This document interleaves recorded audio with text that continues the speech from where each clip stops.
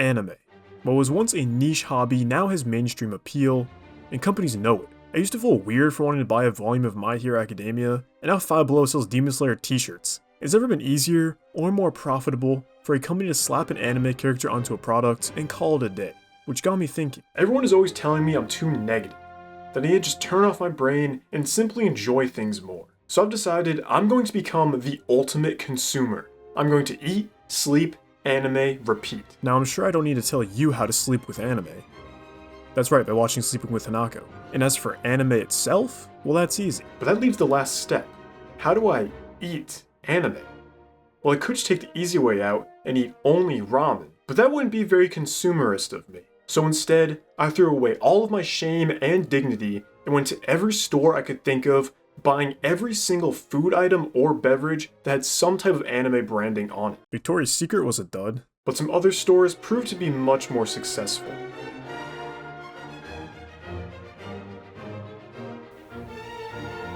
Why did I do this?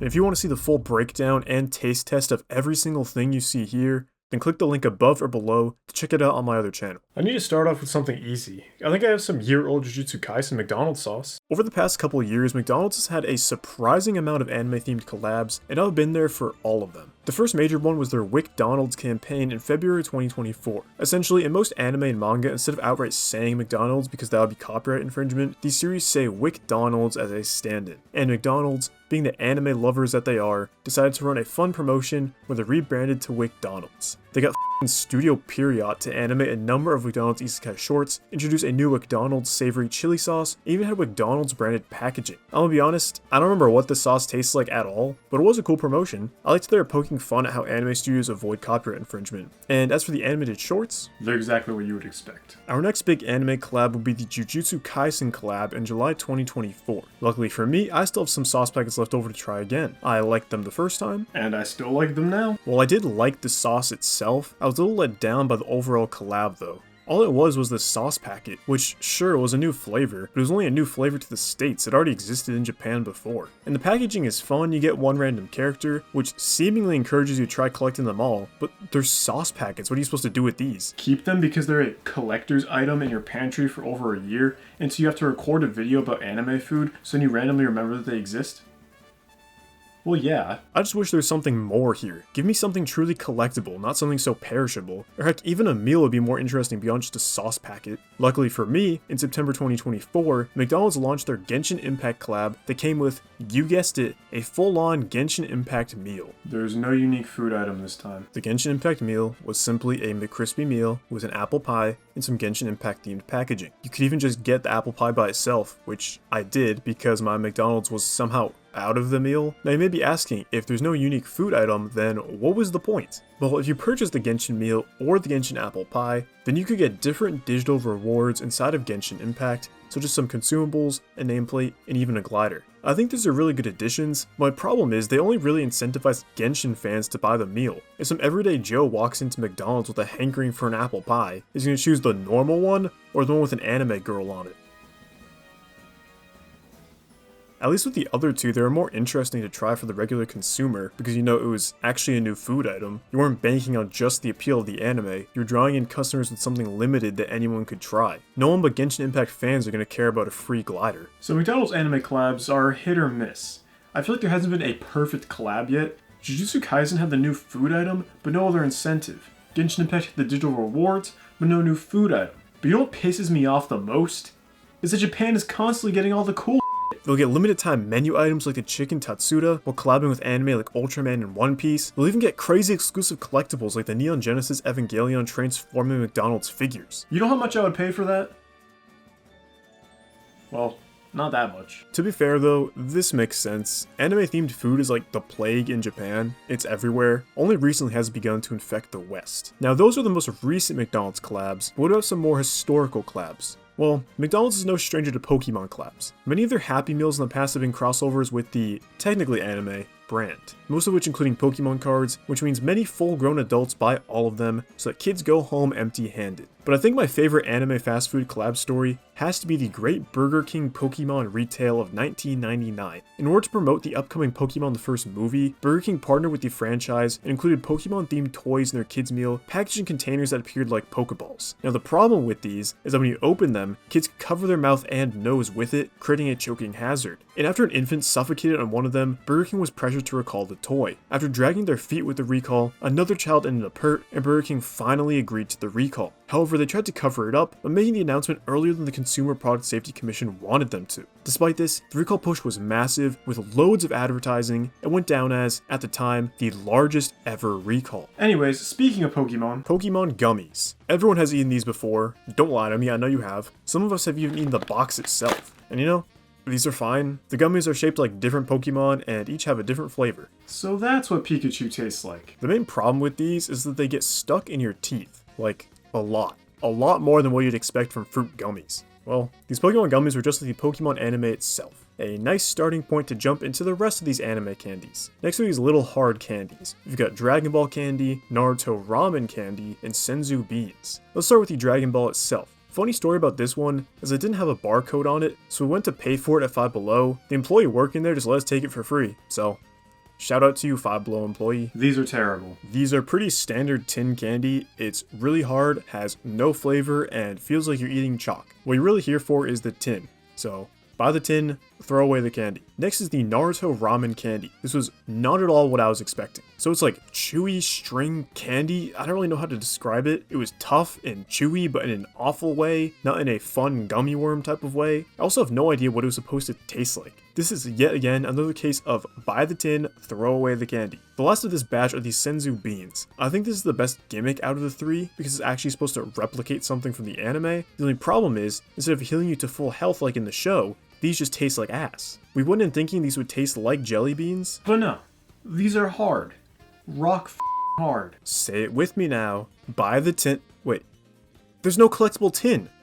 So what's the point? Out of these three, the Dragon Ball is the best because we got it for free. If you can't get it for free, don't even bother. Our next candy is Gara's Sand Crystals. While this does just look like a bag of old teeth, it is in fact funnel cake rock candy. And you know, it surprisingly isn't terrible. It's got the right level of crunch you'd expect from rock candy, with a nice sweet flavor. My only problem is the theming. While it is actually edible this time, it is a little weird that you're eating what is essentially supposed to be a bag of sand. Moving on, next we have Hatsune Miku Cotton Candy. I think my favorite part about all of this is stating sentences that have never been said before ever. This one goes back to the trend of being gross candy. The best way I can describe it is that it tastes like what glitter looks like.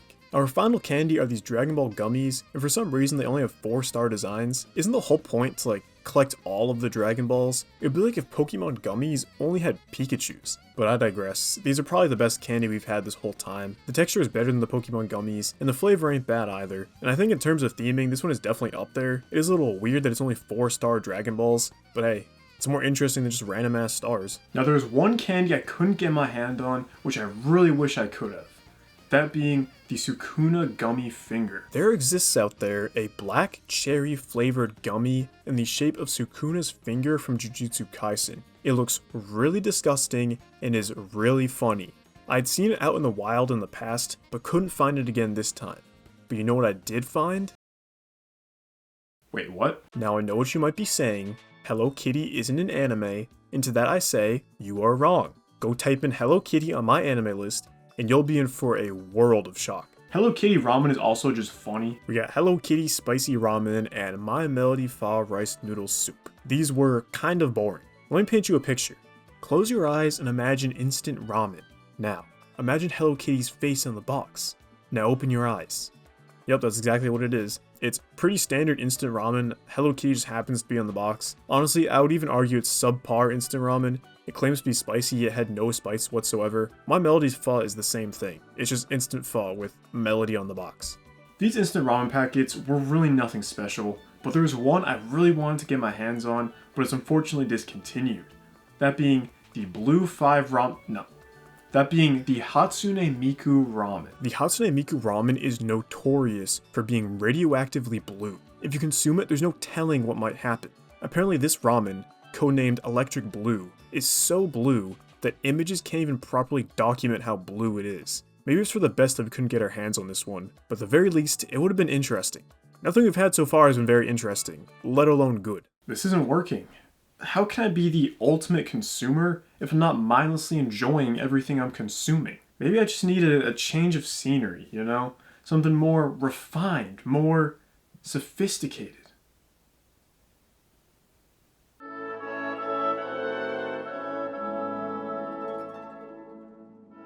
We decided to start our endeavors into fine dining with some nice sparkling water. And by sparkling water, I mean Goku Black flavored water. It was supposedly peach flavored, but it tasted closer to what I expect Goku Black to taste like than peach. We also got ourselves Sailor Moon lychee flavored sparkling water. This was kind of more of the same. It didn't really taste like much. To be honest, I don't know what I was expecting from these. They are, in fact, slightly flavored sparkling water. Next up, we got the classic anime energy drinks. We picked up 4 different flavors, or so we thought. Here we have One for All, Spirit Bomb, Nimbus Cloud, and Half Demon energy drinks. Now out of all of these, the Spirit Bomb is the only one to tell us what flavor it is. Or should I say is supposed to be. The rest give us nothing. Now I'm going to let you in on a little secret. 3 of these are the exact same drink. I want you to guess which one is the outlier. Now most of you probably said one of the Dragon Ball drinks, right? Since it's from the same series, you'd expect them to be different flavors. But no, the different one is the Inuyasha one. The Inuyasha one is red, while the rest are just Shield Potion blue. While the Inuyasha one technically tastes different, all 4 of them taste like piss. What is the point of having 2 Dragon Ball drinks with different theming if they're the exact same drink? It's almost as if all this garbage is just the same slop with a different character slapped on top of it. Next we have Naruto Ramune. This one is fun. Ramune is a special drink from Japan. You have to pop this little marble into the bottle in order to open it up. I don't know what the point of it is besides making the drinking experience more difficult, but hey, it's cool. You know, it doesn't taste good, but I wouldn't flip a table over it. Next is One Piece Jelly Juice, and Jesus Christ, this was horrible. Not only is the flavor incredibly sweet and artificial like the energy drinks, but it's full of chunks of jelly. Who thought this was a good idea? You go to drink it, you just get disgusting bits of jelly mixed in. And with pieces of jelly in your mouth, you just question, where did it all go wrong? Next we have Hatsune Miku flavored soda. Okay, it's technically, wait, this is raspberry orange soda? Why is it blue? It's not even really blue, it's more foggy, almost like a gray blue. Regardless, this is not the worst thing. It is also not good, so yeah. Now everything we've had up until this point has been questionable, whether it's the copious amounts of sugar and high fructose corn syrup, or the fact that practically everything had red 40 in it. But this last item could give us lead poisoning. And that item is of course, Naruto Sage Mode Pomelo White Peach G Fuel. I never had G Fuel before this moment, and I wish I could have gone on living without ever having tried it, but to be the ultimate consumer, I had to consume. Cheers. Time to get lead poisoning. Oh no. Oh god. That's the worst thing we've had. I could taste the powder on my tongue. Dude, it tasted like I was eating dust.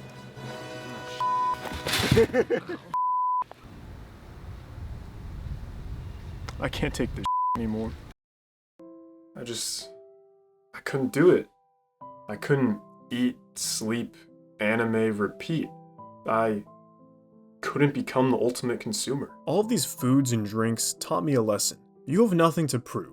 If you're a fan of anime, whether it's Dragon Ball or Naruto, buying Dragon Ball gummies or Naruto Ramune isn't gonna make you any more of a fan. Sure, this stuff is fun to try every once in a while, but actually consuming this stuff on the regular will kill you. None of this stuff is worth your time, your money, or possible health decline. It's all the same sugary garbage, just with a different character slapped on it. I don't want to be the ultimate consumer, and honestly, I don't think you do either. It's not fun. Go out and watch your favorite anime. You don't have to coat your room in posters and figures. You don't have to consume food with the characters on the packaging.